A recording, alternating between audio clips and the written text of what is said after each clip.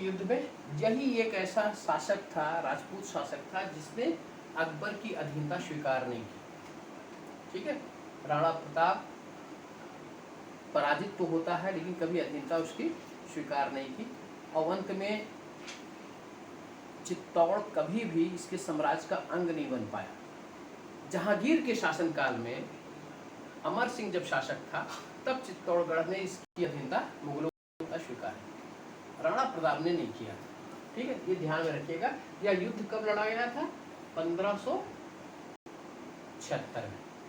ठीक है, इसके बाद अब हम राजपूत नीति को इस तरीके से इसने अपनी क्रियान्वित किया, पहले वैवाहिक संबंधों द्वारा और दूसरा युद्ध के द्वारा साम्राज्य विस्तार इसने किया। अंत में राजपूत इसके समर्थक बन गए। ठीक है, इसके बाद इसने धार्मिक नीति को किस तरीके से लागू किया? पहली बात तो यह सुन्नी संप्रदाय से संबंधित व्यक्ति था, सुन्नी था। ठीक है, लेकिन इसका जो प्रमुख संरक्षक था बैरम खां, बैरम खां वह क्या था? सिया संप्रदाय से था, सिया संप्रदाय से। ठीक है, और यह फारस का रहने वाला था, फारस का रहने, यानी कि सुन्नी और सिया प्रारंभिक दौर से ही यह एक समन्वय की भावना इसके अंदर जागृत थी। और इसका जो शिक्षक था इसका अकबर का अब्दुल लतीफ, अब्दुल लतीफ वह भी एक सिया था। ठीक है, इसलिए इसके ऊपर धार्मिक सहिष्णुता इसकी कायम रही। 1575 में जब इसने धर्म संसद उसके इबादत खाने के अंदर मुस्लिम धर्माचार्यों को, मुस्लिम धर्म गुरुओं को बुलाकर अध्यात्म के विषय में और धर्म के जो इसका दार्शनिक पक्ष था उसके विषय में जानने की कोशिश की, तो यह बाद में देखा कि इनके अंदर एक रूढ़वादिता थी। इसी रूढ़वादिता को समाप्त करने के लिए इसने क्या किया? 1575 के बाद 1578 में धर्म संसद में परिवर्तित कर देता है इबादत खाना को। अब वह किसके साथ? जैन धर्म के आचार्यों के साथ, पारसी धर्म के गुरुओं के साथ, ईसाई धर्म के जो पादरी हैं उनके साथ, हिंदू धर्म के लोगों के साथ धार्मिक विषयों पर बातचीत करता था। अब इसने क्या किया? किन किन धर्म गुरुओं से यह प्रभावित था, इसके धर्म संसद में कौन कौन से हिंदू धर्म से के लोग इकट्ठा होते थे। आप जरा देखिए, पहला हिंदू धर्म से संबंधित जो थे, हिंदू धर्म से, उनका नाम देवी और पुरुषोत्तम, दो लोग, पुरुषोत्तम। ठीक है, दूसरा आप देखिए पारसी धर्म से संबंधित दस्तूर मेहरजी राणा, दस्तूर मेहरजी। ठीक है, तीसरा देखिए ईसाई धर्म से संबंधित, ठीक, ईसाई धर्म से संबंधित फादर मॉन्सरेट, फादर मॉन्सरेट और एका विवाह, एका विवाह, यह किससे संबंधित थे? ईसाई धर्म से संबंधित थे। इसके बाद जैन धर्म से संबंधित एक है हरिविजय शूरी, हरिविजय शूरी, जिनचंद्र शूरी, जिनचंद्र शूरी, शांतिचंद्र शूरी और विजय सेन सूरी, विजय सेन। ठीक है, इतना ध्यान रखिए। हिंदू धर्म में देवी और पुरुषोत्तम धर्माचार्य, पारसी के दस्तूर मेहरजी राणा, ईसाई धर्म में फादर मॉन्सरेट और एका विवाह, जैन धर्म में हर विजय शूरी, जिनचंद्र शूरी, शांतचंद्र शूरी और विजय चंद्र शूरी। ठीक है, और एक और नाम है धर्मचंद्र शूरी, धर्मचंद्र। ठीक है, अब थोड़ा सा पारसी धर्म के विषय में देख लीजिए। पारसी धर्म के द्वारा इसने क्या किया, क्या क्या अपनाया? पहली बात तो झरोखा दर्शन,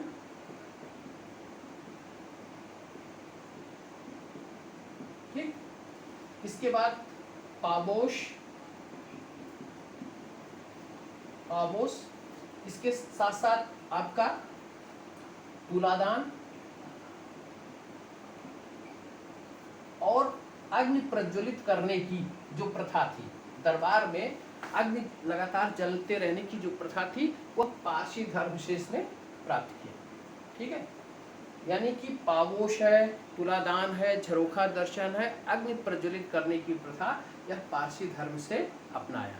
इसके बाद देखिए जरा कि हर विजय सूरी को इसने जगत गुरु की उपाधि दी, जगत गुरु।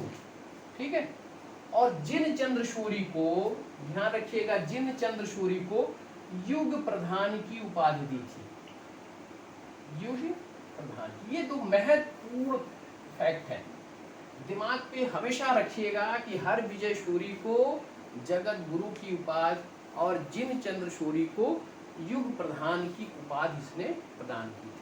और दस्तूर जी मेहर जी राणा के प्रभाव के फलस्वरूप दरबार में अग्नि प्रज्वलित करने की प्रथा, झरोखा दर्शन, पाबोश और तुलादान की प्रथा भी इसने अपने दरबार में लागू किया। ठीक है, इसके बाद हम देखते हैं यह सिख धर्म के दो गुरुओं से भी इसका संपर्क था। एक गुरु थे सिख धर्म के तीसरे नंबर के गुरु अमर सिंह और चौथे नंबर के गुरु रामदास, इनसे भी इसके संबंध थे। अमर सिंह से मुलाकात करने के बाद तीसरे गुरु सिख धर्म के, तीसरे गुरु अमर सिंह, ठीक है, इससे मुलाकात करने के बाद इसने इसकी पुत्री के नाम कई गांव प्रदान किए थे। और दूसरा जो है रामदास से मुलाकात करने के बाद करीब 500 बीघा जमीन इसने रामदास को दान दिया। और इसी 500 बीघा जमीन में अमृतसर नामक नगर की स्थापना और स्वर्ण मंदिर का निर्माण कराया गया। ठीक है, किसको? रामदास को प्रदान किया था।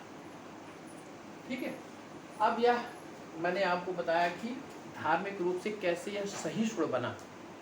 पहला तो शिया और सुन्नी धर्म के समन्वय, इसका जो संरक्षक बैरम खां था वह शिया था, इसका जो शिक्षक था अब्दुल लतीफ वह भी शिया था। ठीक है, इसके साथ साथ हिंदू धर्म, पारसी धर्म, ईसाई धर्म, जैन धर्म यह भी इसके संपर्क में रहा। ठीक है, अब यह अकबर की शासनकाल की प्रमुख बातें हमने आपसे कर ली। इसके बाद इसके शासनकाल में 3 विद्रोह की चर्चा भी मैं आपसे करता हूँ। 3 विद्रोह जो इसके शासनकाल में हुए थे। पहला विद्रोह इसका उज़्बेकों का विद्रोह हुआ था। ठीक है, पहला विद्रोह, प्रथम विद्रोह किसका विद्रोह था? उज़्बेक का विद्रोह। ठीक है, ये समरकंद के पास वहाँ और सॉरी उत्तर पश्चिम क्षेत्र में उज़्बेक रहते थे, इसने विद्रोह किया था। दूसरा क्या था विद्रोह? ये 1564 में था। ठीक है, दूसरा विद्रोह इसने, द्वितीय विद्रोह इसके शासनकाल में, यह आपका अफगानी विद्रोह था। अफगानी विद्रोह, ठीक, या इसको कह सकते हैं बलूच विद्रोह। बलूच विद्रोह। इसी विद्रोह के दौरान बीरबल मारा जाता है। बीरबल मारा जाता है। ठीक है, यह विद्रोह कब हुआ था? 1586 में। ठीक है, उसके बाद जो तीसरा विद्रोह है, तृतीय विद्रोह, यह इसके पुत्र सलीम ने, यानी कि जहांगीर ने किया था इलाहाबाद में। जहांगीर कहाँ? इलाहाबाद में। और इस विद्रोह को दबाया गया, लेकिन जहांगीर के इशारे पर 1601 में, ठीक है, अबुल फजल की हत्या कर दी जाती है। अबुल फजल की हत्या। ठीक है, किसने किया था? एक अफगान वीर सिंह बुंदेला ने, वीर सिंह बुंदेला ने। ठीक है, ये 3 तथ्य आप जानते रहिए। इसके शासनकाल का प्रथम विद्रोह 1564 उज़्बेकों का, द्वितीय विद्रोह 1586 अफगानी या बलूच विद्रोह जिसमें बीरबल मारा जाता है, और तृतीय विद्रोह जहांगीर का जिसमें अबुल फजल बाग की हत्या कर दी जाती है और अबुल फजल की हत्या वीर सिंह बुंदेला ने की। इसके बाद आपका 1605 ईस्वी में इसकी मृत्यु हो जाती है, और एक बीमारी पेचिस के कारण, पेचिस से